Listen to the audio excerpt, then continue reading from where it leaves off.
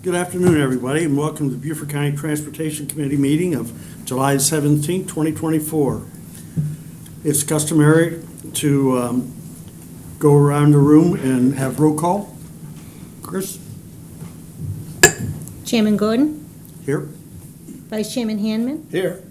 Jim Backer, Here. Clarence Daniel, Here. Craig Forrest, Here. John Glover, He's excused. Virginia Kozak, Paul Manning is online, Timothy Newman, Here. and Charles Perry. Here. We have a quorum. It's customary to go around the room for introductions. Brian, we'll start with you. Brian Bauer, Interim Director of Engineering, Beaufort County. Anna Nichols, Public Information Officer for Beaufort County. Lindsay Kazire, Transportation Engineer for Davis and Floyd. Hi, Richard Turner with AMT Engineering. Rusty Bratz, Beaufort County Engineering. Jeff Buckaloo, Infrastructure Consulting and Engineering. Jim Waneke, Transportation Program Manager, County Health Net. Tracy Bruton, new RCE, South Carolina DOT. Suzanne Larson, Low Country Inside Track. Thank you. If you would, after the meeting, those in attendance, please check in with Chris to make certain she gets her name and everything straight. Appreciate that very much. This time, let's have a Pledge of Allegiance. I pledge allegiance To the flag of the United States of America and to the republic for which it stands, one nation, under God, indivisible, with liberty and justice for all.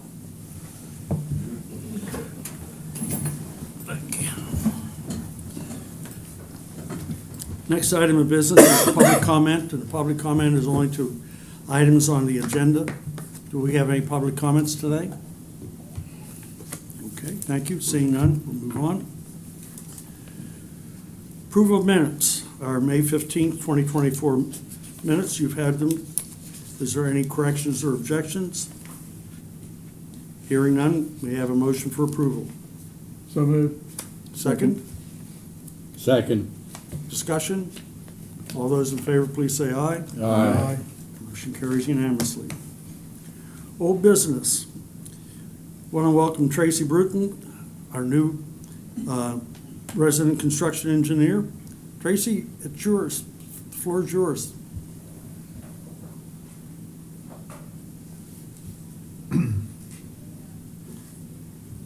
Welcome aboard. Glad to have you here. Thank you. It's good We've to been be missing here. having an RCE for some time.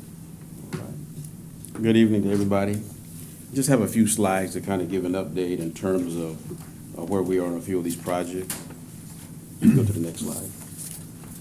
For this one right here, for Lands End Road, it's just a 2-foot widening for the left and the right, and they're going to do a 2-inch CMRB with 200-pound surface. The rehabilitation portion, the paving portion, has been completed as of June 30th this year. The part that we're still waiting on and working on will be the reconstruction part of it, and anticipated is mid-July or August to do that. And the projection for completion will be November 15th of this year. Next slide, please. Island Causeway, same thing as a 2-foot widening on left and right. They're going to actually go down to a 12-inch CMRB, 200-pound surface. This project hasn't yet started. We're looking at mid-July or August. And as you know, when it comes to the contractor, it's up to them to decide and determine when they're going to start. But a lot of times I try to push to find out some type of tentative date, especially when we have this meeting, so that way everybody knows what's going on in the area. Next one. Next slide, please. Holly Hall Road. Widening 1 foot on the left and right side of the lane, 10-inch CMRB, 200-pound surface. The paving, the rehabilitation part has been completed as of April of this year, April 30th. The reconstruction part has not commenced, and I've been working with the contractor on that, but they requested a 5-month extension, and the change order right now is sitting with the district construction engineer up there, District 6. I'll coordinate with him tomorrow to find out where we're at on that for the approval. Next slide, please. For this one is the additional work being added. This is the one that the reconstruction, the CMB was completed October 2023, and so was the paving. On this one, you notice the additional work was the sidewalks and crosswalks across there. And then they're gonna come back with the pedestrian signs and the crosswalk. And hopefully it should begin in about 3 weeks. Next slide, please. This here is the pavement markings, and some of you may be aware this was held up. I think they were ready to go, and they added on a lot of additional roads. And I believe that it's approximately about 57 different routes. You can go to the next slide, go all the way to the end on that one. It's about 57 additional routes, and they're gonna come back with the thermoplastic on these. So that one is ready. There's no more additional roads to be added. And so right now, we're just waiting on when the contractor's gonna begin work. And I'll coordinate with them on that to see where they're gonna begin on that. So we at least have some type of anticipated start date. And this one is Charleston Highway. Projected is gonna be out September of next year. We've already submitted the sign schemes to the contractor. And I'll work to kind of get some anticipated date. But they just at least want the signs, at least put them up and keep them covered up. So whenever they do start, the signs are in place. Same thing with Lands End Road, next slide. Projected date is next year. Next slide is Island Causeway, the same thing. So we have a contractor for these two, and there's another part of Island Causeway and Lands End Road. So we have two different contractors, hopefully, working on both ends of that, working on that. So they have to work in a concerted effort. That's all I have for right now. Big question I have is your contractors having problems with getting concrete for CMRB? Not that I've heard. I know there's been I heard there's been a shortage, and I think this goes all the way back to COVID. Right. So I think they did it as a priority because there's other companies much larger, whatever, but it was on that list. So from my understanding, we haven't dealt with that, but I do know they were dealing with a shortage for a while. Okay.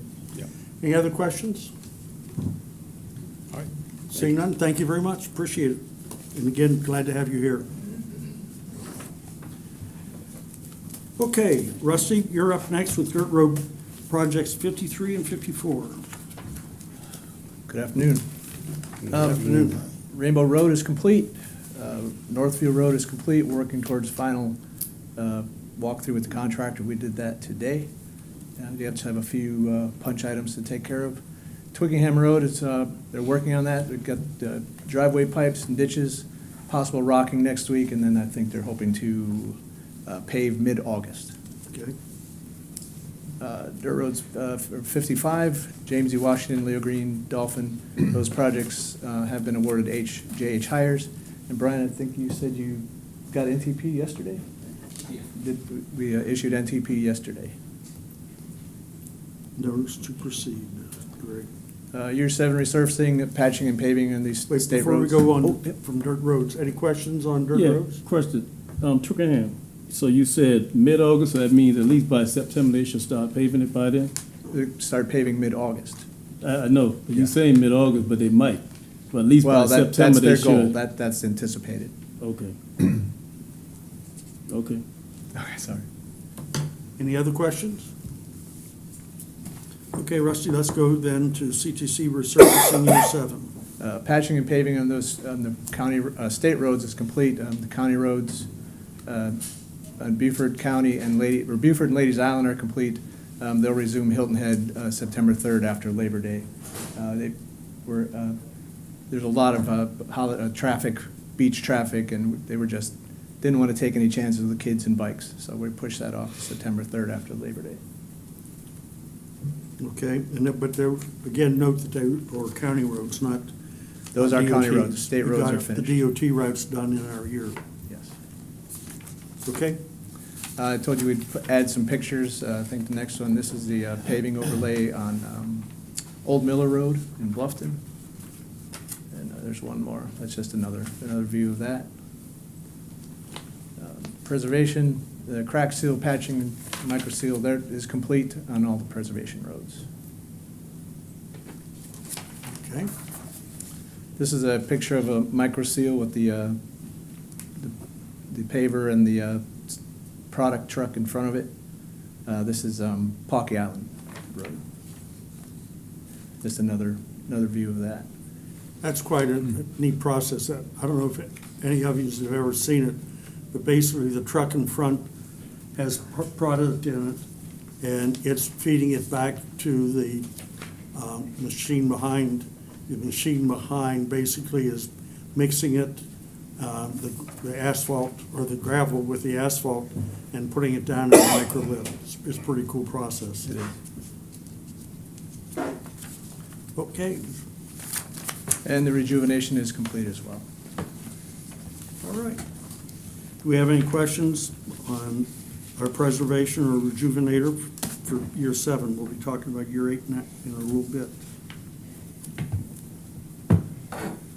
Okay, thank you. Last meeting, we discussed some signs. We just got those made up. This is your microsurface. They're just pretty much the same, just as microsurfacing, rejuvenation, and the paving road signs. We're gonna we'll post these maybe a week or prior to, so kind of gives public notice that we're gonna be doing something, and then we'll move them on to the next project as things go along. We got, I think, 4 of them. 4 each. So that way we can keep them moving. It really looks good. Okay. It so shows where our gasoline taxes at work, so that's a good deal. And this committee's at work. Yeah.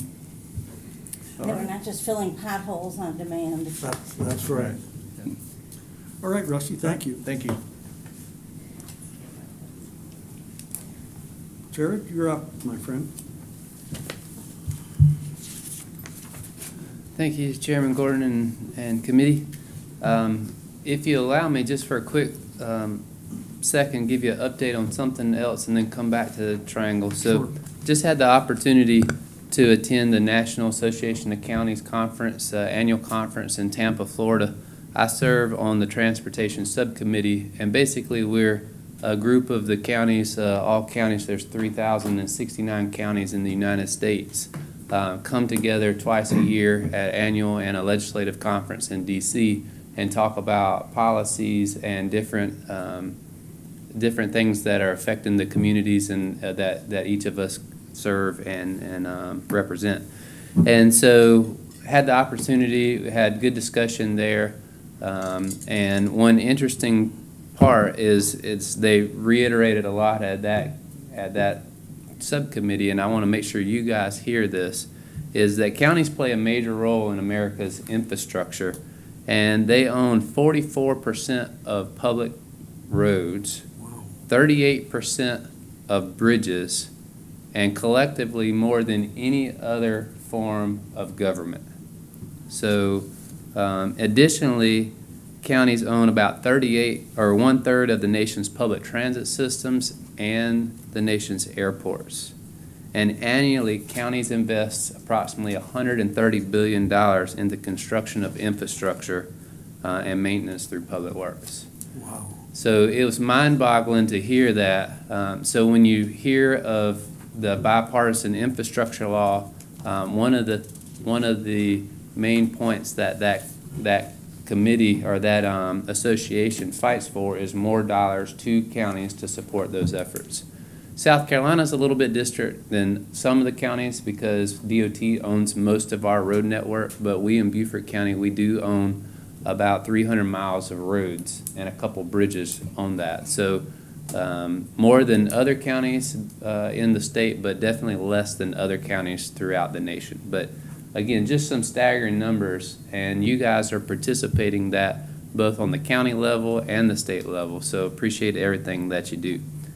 Additionally, as part of NACO, a sister or a supporting association is the National Association of County Engineers. And because South Carolina doesn't really have many roads as compared to other counties that we own and maintain, DOT owns most of those, there has been no participation by a county in South Carolina up until recently.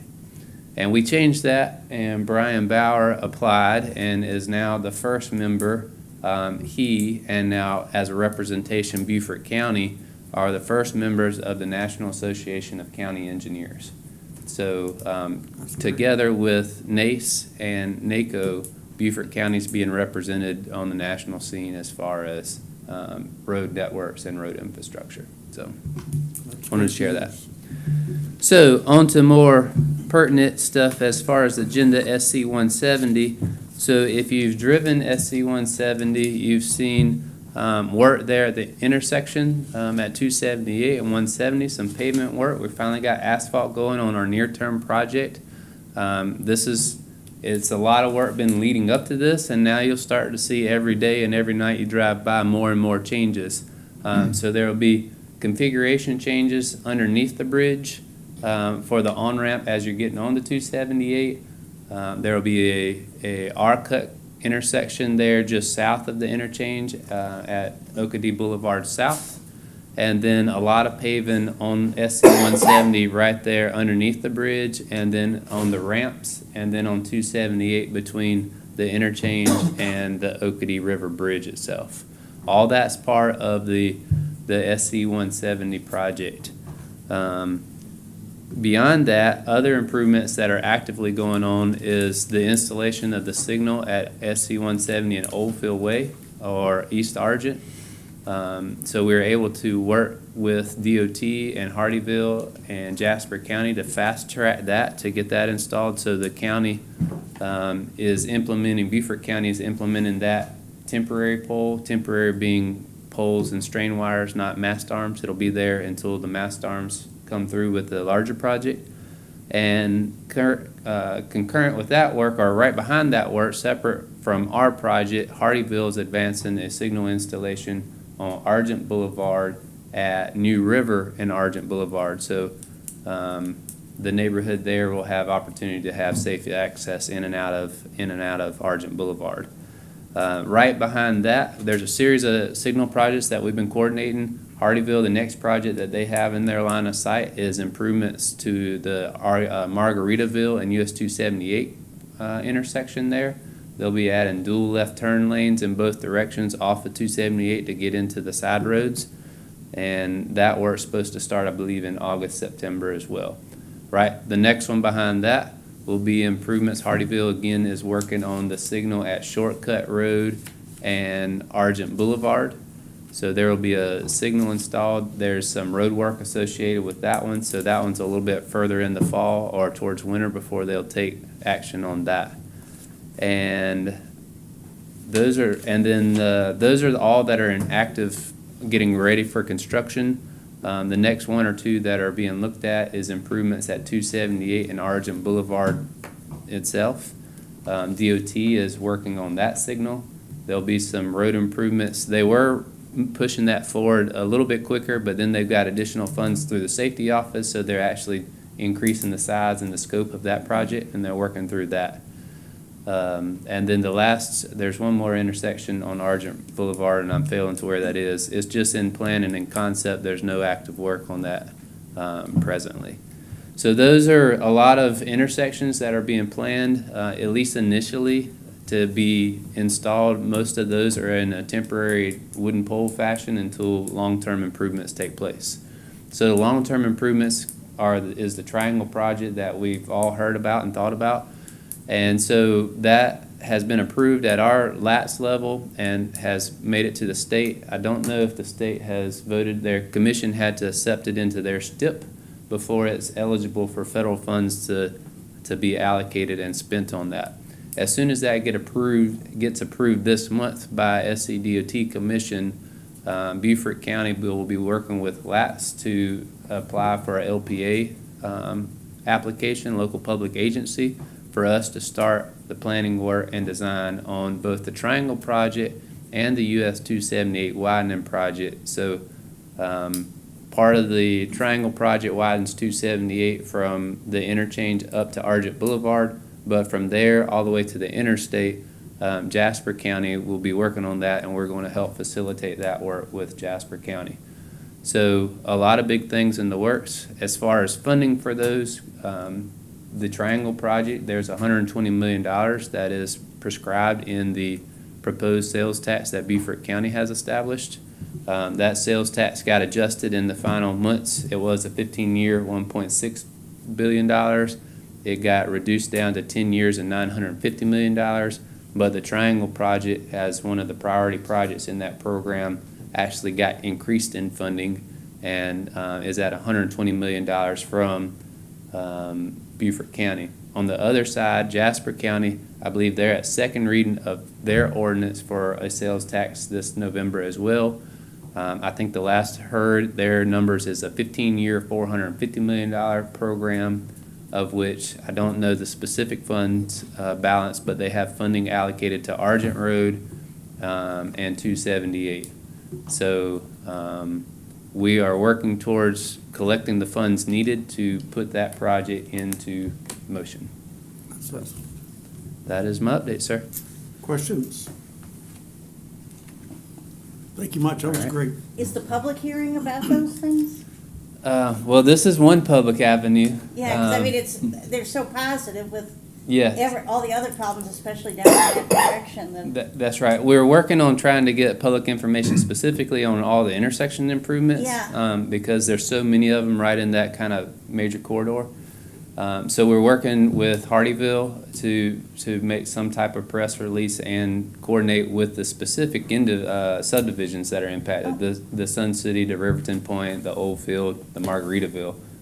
So that's one thing we envision, and then we haven't made any broadcast news other than the actual sales tax itself process of the Triangle Project or the funds that Jasper County, but definitely something to Yeah, because there's so talk little about. positive news about southern Beaufort County's roads. Yeah. that- Well, as I'm telling you guys, and as you guys serve on the CTC, you guys are y'all can go out and sing the good news to everybody that you see in the grocery store and Walmart. So please do. Up at this end, nobody will be very interested, but Yeah. across the river, yeah. Great. Jared, I always hate to bring this project up, but I've got to ask this question. On the revenue increase possibly in November, is there any thought for additional funding to close the $160 million gap? On 278? Yeah, so what was discussed on that and provided in the final version of the sales tax ordinance is a provision, so there's a $190 million gap. $90 million was allocated in the revised 10-year plan. So out of 950, 10% more was allocated towards the 278 project. So if successful in November, there's a $100 million gap. We're currently working with the State Infrastructure Bank and DOT, our other two stakeholders, funding stakeholders, to help us close that gap. Is there any thought, though, for additional funding from Beaufort County as it relates to sales tax? Well, so currently in the 2018, we have Right. 80. Right. And then the 24 sales tax, they're proposing 90. That's the, But right now, the anticipated is all that's anticipated at this time. yeah, that's right. So they, Last question. Yep. On the R-cut, coming out of Okatee, making the right, on the cul-de-sac bulb, when you make that left to go towards Beaufort, does one always have to utilize that bulb cutout? no, so the bulb is designed for truck traffic. Okay. So if you don't need it, you don't have to use it. It's also designed as a reserve. So if you only have enough time to make the turn, then you sit there, pause, wait for traffic to go. But if you free and clear, go for it. Yeah, I was asked, do you have to use that bulb, and I really said no. I would. Yeah, you're Okay. spot on. Thank you. Your intuition is usually right, so go I with doubt it. that, believe me. You don't have anybody who gets a ticket coming to. Yeah. blame you. All right, thank you. Brian? Thank you, everyone. Thank you, Chairman Gordon. I'm going to follow Jared, and before I get into the agenda topic, want to jump off schedule real quick. As Rusty mentioned, we're going to be doing the paving on Hill and Head starting September 3rd.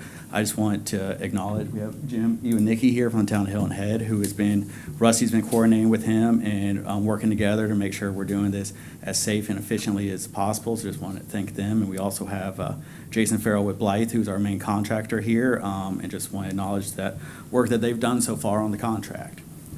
So Thank you. with that, we'll get into the request for proposal for 500 to 2,000 ADT roads.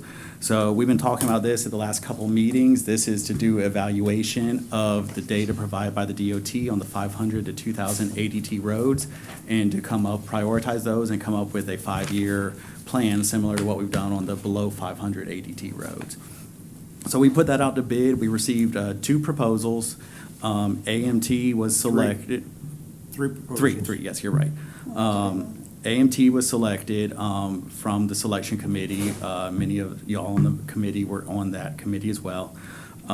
So we selected them. We have opened their bid. It was $77,550. Staff's reviewed it and feels it's reasonable to move forward with.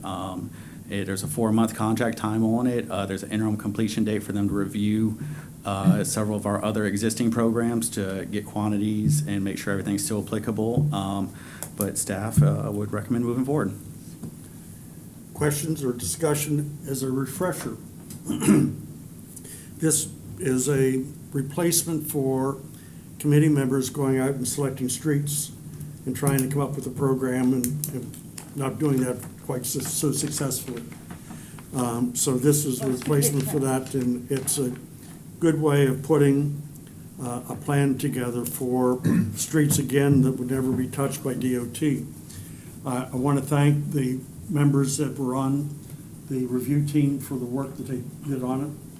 Thank you very much. And with that, if there's no questions, I'd like to have a motion to approve the contract for AMT for the 500 to 2,000 ADT. So moved. Thank you. Do I have a second? Second.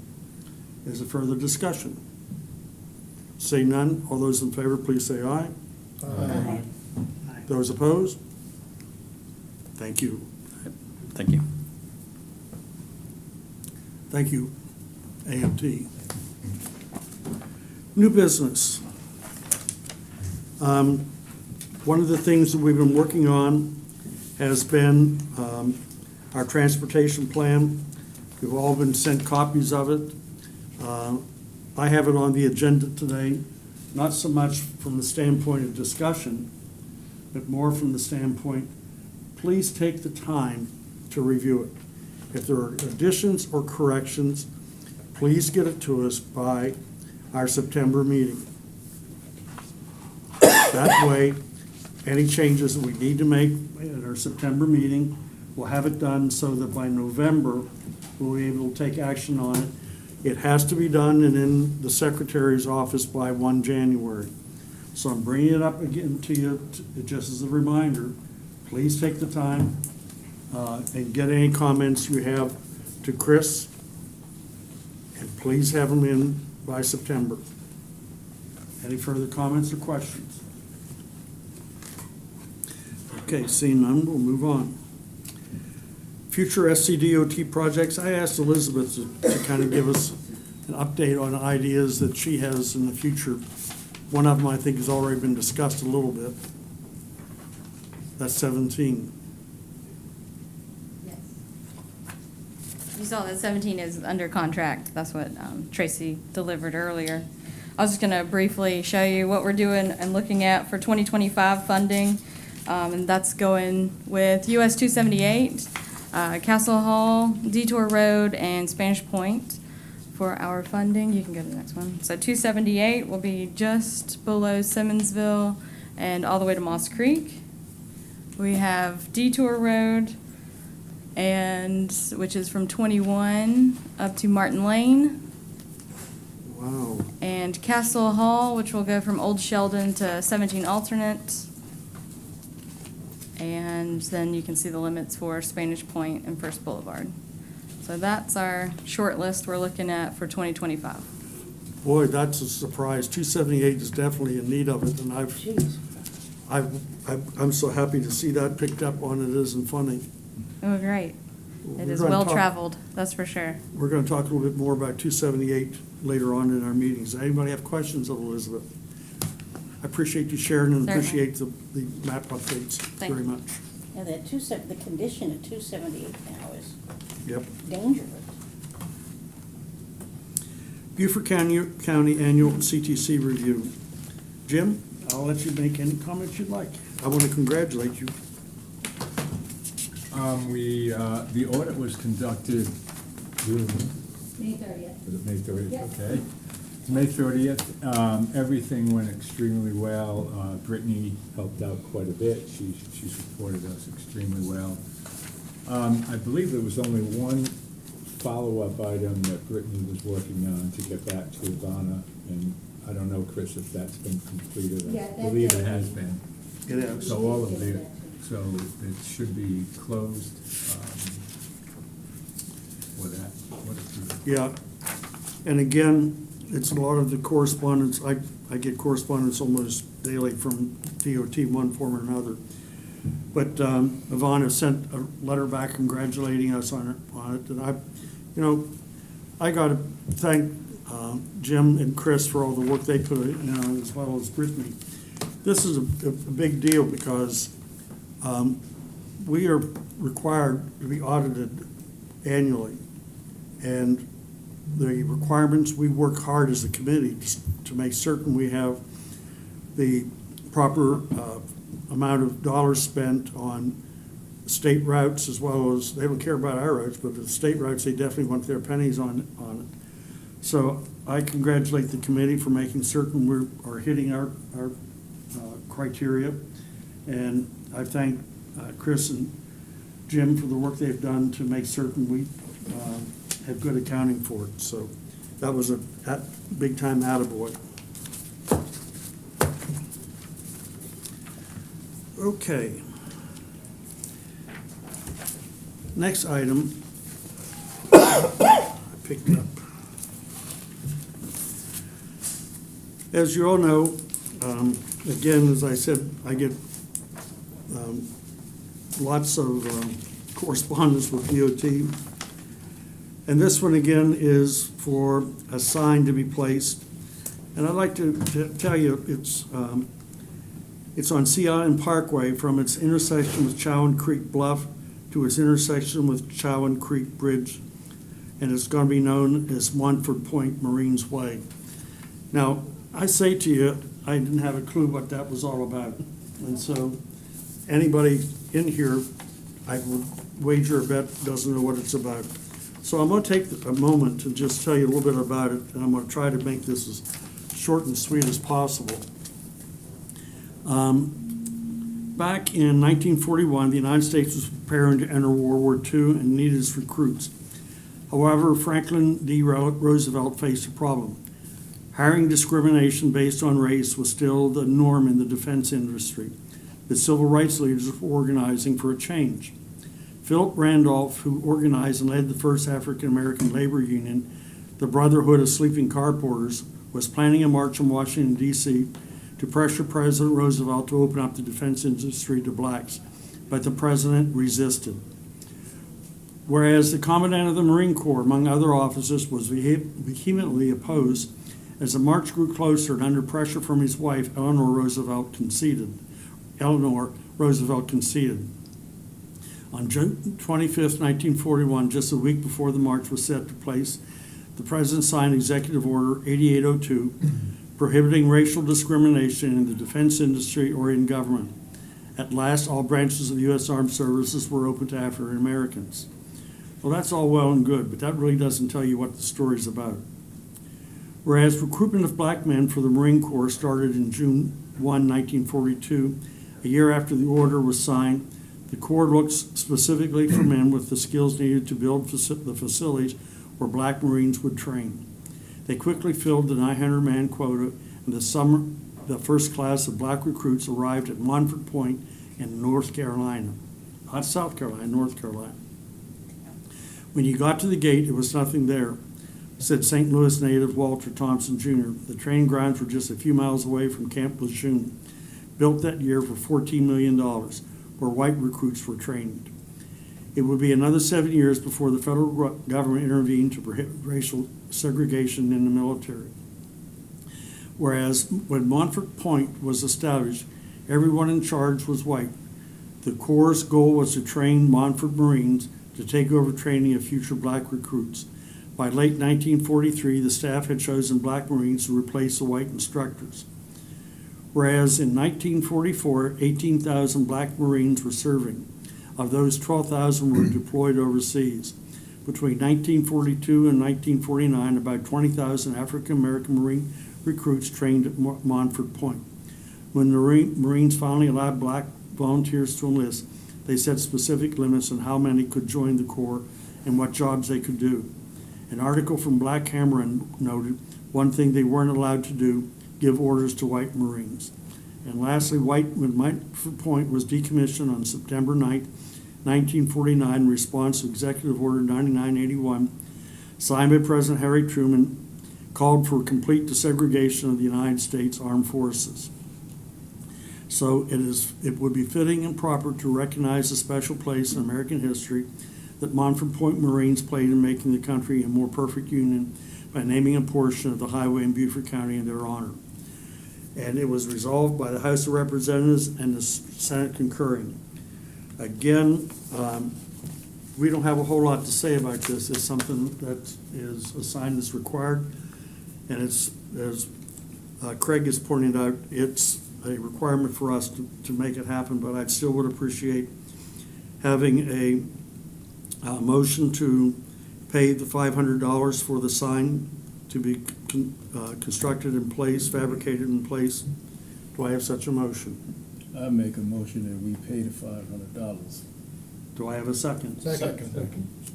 Motion second. All those in favor, please say aye. Aye. Motion carries unanimously, and I will sign the document as we speak. Chris, this is for you.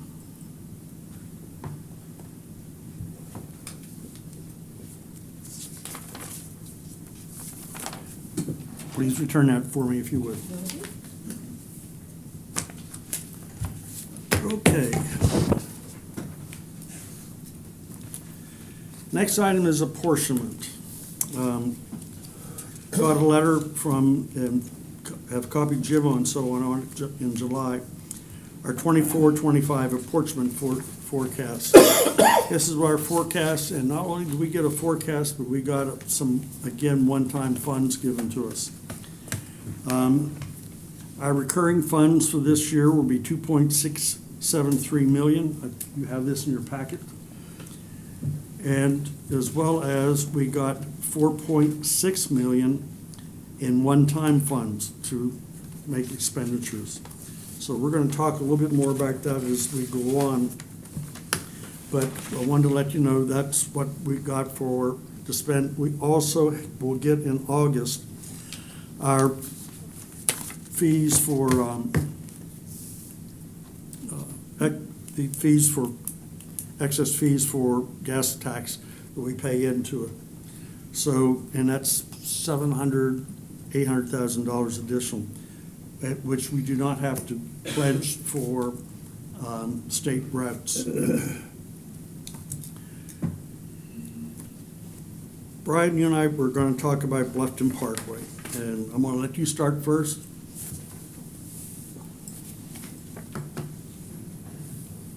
Chris, make certain, I don't see it in the packet, make certain that everybody gets a copy of the apportionments, that the document. All right. Thank you again. So with Bluffton Parkway, we've currently been doing some patching on there, and we're going to do some additional patching as well before the contract's over. When we had AMT look at Bluffton Parkway last year at the condition of it, you know, tell us what they thought the life left on it was and what the options to repairing it were. They came back with a recommendation of basically milling out the asphalt that was there and replacing it. They looked at, I believe it was from Buckwalter to Buckingham Plantation Road right before the flyover, which is broken up into roughly 8 sections, so you average out about a mile per section. They gave us some cost estimates and breakdowns for that. When you look at it adjusted for inflation and rises in construction costs, we're looking at about $10 million to resurface that section.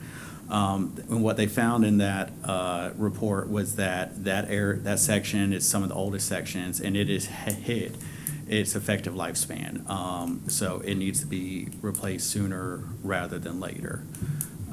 So average, looking at a little more than a mile per or a million per section, roughly.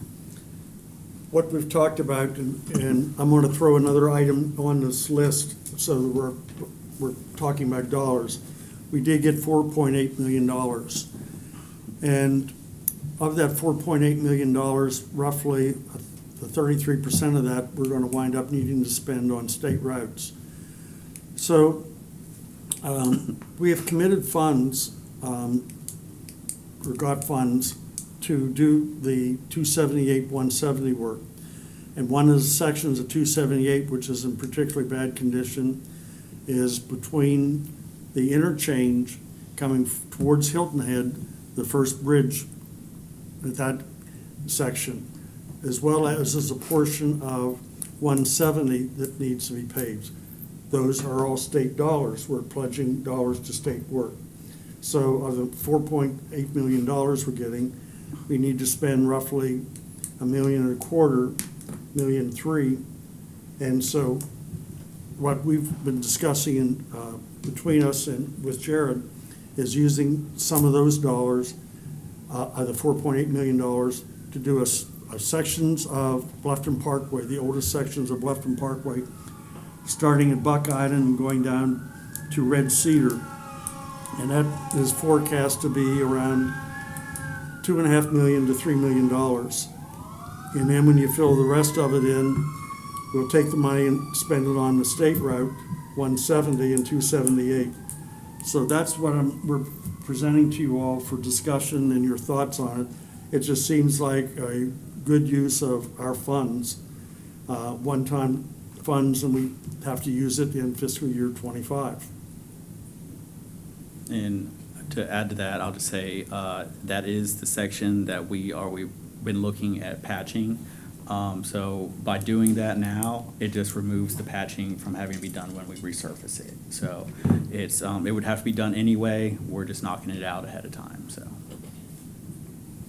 If you remember, Craig, that was one of the big conversations at the meeting at Sun City that you and I attended and Jim attended. It was Bluffton Parkway, because Bluffton Parkway gets, what, 45,000 ADT? I think it's around 35 to 40. 35. Oh, my God, that's. Yeah. Yeah, the section approaching the 35,000 flyover. ADT.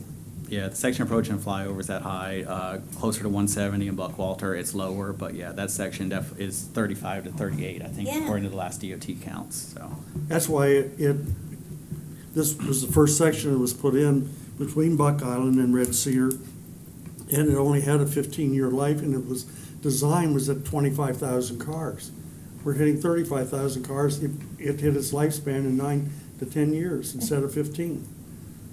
And we have the dollars, and it just seems, that's a good use of our funds. Questions, comments? Yes, sir? The money that would be used for 278 and 170, does that count against the amount we have to spend on state roads? Yes. So That's what. even though it's a primary highway? Yes, it counts. It still counts against it? Absolutely does. Okay, thank you. And 170 as well, both Right, of them. yes, once they're both primary. Yep.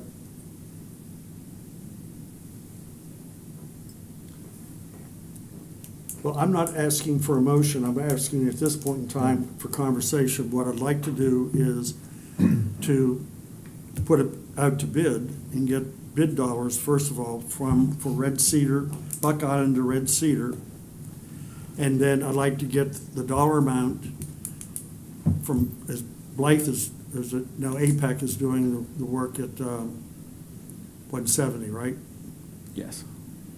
And get it, what we can do with that, because we have a contract, the county has a contract with it already. We can approve the funding, they can get the price for us. At our next meeting, we'll vote on whether, on those dollars we'll spend for it. So that's your marching orders, Brian. Yes, sir. I think we can have that back by the next meeting for you, so. Sounds great. Well, Well, some people can remember the traffic volumes on Bluffton Parkway were so limited. I mean, you'd be like the only car Yeah. for a mile. And I think that's kind of what happened. It was underutilized for a while, and then when it started being utilized, it just exploded, so. Somebody was explaining to me, a young employee at one of the car dealers, that he and his friends didn't want to go on Bluffton Parkway because they couldn't go 55 miles an hour. Mhm. Then they realized it was better to go 45 than like 15. Yeah. And But I think the original concept, especially the completion of the flyover, I think that one of the rationales was that there would be, or hopefully, a 32% diversion from 278 to Correct. Bluffton Parkway. So we're seeing that. oh, Yep. at least, yeah. Yep. And it's a county-owned road, not a state-owned road. That's unusual. I mean, that's. It's nice to see us spending some money on some county roads. Craig, what portion of 170 would be included in this? So with the current project we're working on, the current resurfacing stops at the last point of the ramps going to 278 and doesn't pick up again until Oakwood East Center South. So there's about 1,000 foot there that wasn't included in the project. So that would be the portion of 170 to pick up that 1,000 foot that was excluded from the original project. And the other thing is, we're paving the ramp, the wraparound ramp to go to 278 going eastbound. We're paving the new route, and right next to it, we're not resurfacing it. And that section down to the bridge is in pretty bad shape. So that section, will again, it counts towards our 33% that we have to spend on state routes. And it doesn't, the neat thing is, folks, it doesn't interfere with any of the other programs we have going on.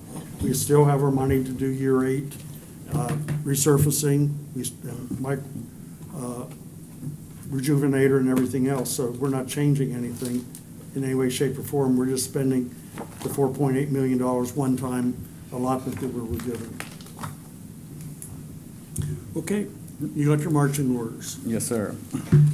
Resurfacing on Defusky Island. All right, so this one, we discussed at the last meeting. Hague Point on Defusky is having resurfacing of some of their roads, going to be getting in August. The section in front of the fire station on Old Hague Point on Defusky has definitely seen better days. As I mentioned last time, the fire trucks, and I was on Defusky yesterday and talked to the chief, and he reiterated the fire truck blows tires by going over these potholes.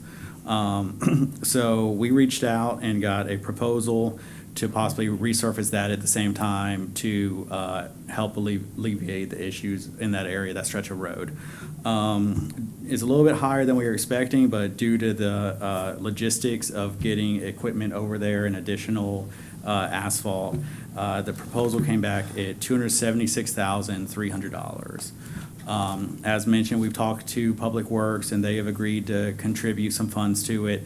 They're still working through their budget, but they've committed to at least $30,000. If they have more available, they'll contribute a higher amount. So, If you go back to, again, what we had set aside to do potholes on Defusky, or on Bluffton Parkway, we set aside $400,000 we approved and planned to spend on it. We spent $140,000 on it instead. So we have a deficit there of funds which we can use on Defusky if we so desire. I would be, I would love to have a motion, if this is everyone's approval, for $240,000 and put a ceiling on it, and let whatever else is required to come up from Public Works.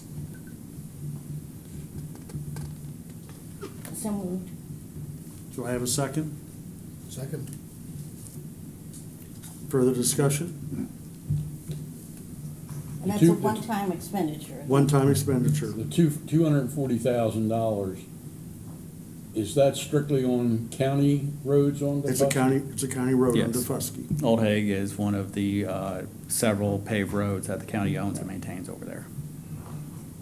And by putting a ceiling to it, this way, if there's any overruns, Public Works can pay for it. Okay. Okay, let's have a vote. All those in favor, please say aye. Aye. Those opposed? We'll try to get that moving. Okay. And so, Chris, can you go to the year 8 projections slide? Okay. So here is what we are looking at for year 8. And this includes, it gets a little tricky, probably need to find a better way of naming these, but year 8 of the county program, year 3 of the low volume below 580 T roads, and then year 1 of the program that Richard's going to develop, and the CEI for those roads. This is based on the current plans that we have in the budget. So that's looking at about 4.6 million for the upcoming year. In their contract, AMT is going to reevaluate year 8 and year 3 to make sure what is there is still applicable and still matches, and get us quantities for a bid package. So that will fluctuate some depending on what they come back with, and if it changes at all. But that's what we're looking at now, and of course, the CEI is just a percent estimate. One thing you won't notice on there is we do not have a year 3 preservation contract on there. As it stands now, there's no microsurfacing, it's all thin lift asphalt. So that's why that's missing off of there. I asked Brian to put this together to give us somewhat of a idea of where we're at. Round numbers have about in our checking account right now, without taking any future funds into consideration. What we have is in excess of $5 million, almost $6 million. And that takes into consideration, if you all remember, we still have a $5,000 contingency fund, and that still stays in place and isn't affected by this. So we'll be spending $4.6 million once bids are in and everything else. I thought it was important to use this as a way of moving into the discussion for the treasurer's report. This seems very plausible for where we are financially. And again, I give the committee credit for the sound management of our funds. We were talking earlier when I was doing CTC 101. I've been in situations where I've listened to counties not have the funds to be able to pay for the contracts that they've actually awarded. So we've managed our money very prudently. So you all get attaboys for that. That's some comments. Jim, do you have anything else you'd like to offer? Thank you. Well, just some minor comments. Chairman Gordon had picked up some of my comments in the allocation. What you have in the package is really through May. So we also are working on, and we mentioned it at our last meeting, trying to do a little bit more work on projections going forward, so we can keep an eye on things and making sure we're on track with meeting our commitments to doing the state roads. But what we're projecting, as we have wrapped up fiscal year 24, all the books have not closed. But we had total revenue of about almost $4 million, which includes almost 1.2 million from the donor bonus and the one-time funds for fiscal year 24.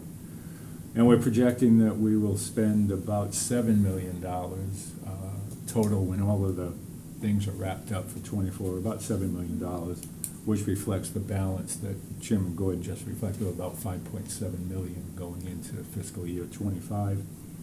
And as he mentioned, for fiscal year 25, with the C-Fund funding, the recurring funding from the gasoline tax, the one-time funding of 4.6 million takes it to about 7.3.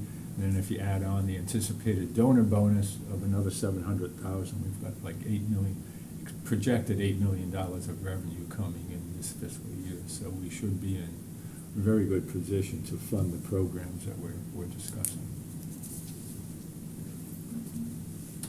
Questions? Do we have anything somewhere that shows comparison from year to year on both our overall expenditures versus allocations and then some of the larger categories? Just for information, I mean, I'm just interested in I don't think so, Jenny. Trends. That sounds like something interesting. We might look into that. Yeah, because it's just, you know, to see how, whether we're spending more or less on certain things and what has been changing, and, because it helps also making future decisions to look at the trends. It has been, the way we've been breaking the dollars out have been pretty consistent the last 3 years. It, meaning Rejuvenator Yeah. and so on, resurfacing. And then to compare it with Pat, you know, like say 5 or, you know, so years ago. It's just, it gives, at least, I always find it helps me understand where we're actually going as a committee, and where, you know, and where we're taking the county, Appreciate where they're that. taking us, or something. Next item on the agenda is a public comment to any of our agenda items. Does anybody in the audience have questions or comments they wish to make? Seeing none, chairman's comments. Again, just as a reminder, we've had turnover in our, anybody that's not able to attend the meeting needs to simply send me an email or give me a call. Otherwise, you'll be excused. If you don't, you won't be excused. And it takes 2 meetings missed, and you're not on the committee anymore. Okay, everybody, I thank you for your attention. Meeting's adjourned. Not bad, 4:56.